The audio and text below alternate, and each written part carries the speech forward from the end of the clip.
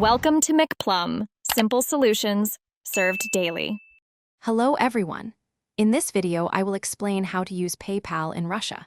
It is important to understand that PayPal services are currently unavailable in Russia.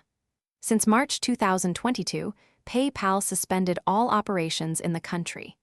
This means that individuals and businesses in Russia cannot utilize PayPal for any transactions, including sending or receiving money. Furthermore, new users are unable to register for accounts, making it impossible to use the service. The primary reason for PayPal's suspension of services in Russia stems from the ongoing geopolitical situation. This decision was made in March 2022, aligning with international sanctions and the company's stance on the conflict in Ukraine.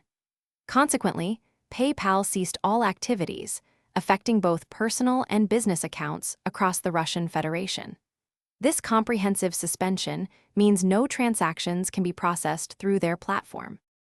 For individuals and businesses in Russia, the suspension has a significant impact.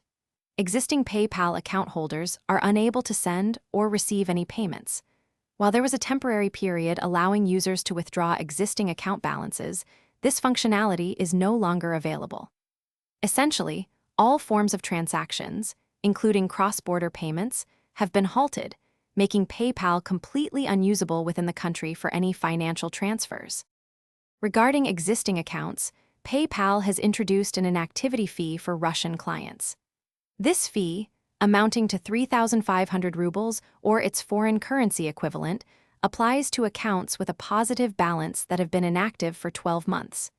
If the balance is less than this amount, the remaining funds will be written off. For payment needs, users in Russia should explore local payment systems and alternatives. Thanks for watching. Stay juicy and subscribe.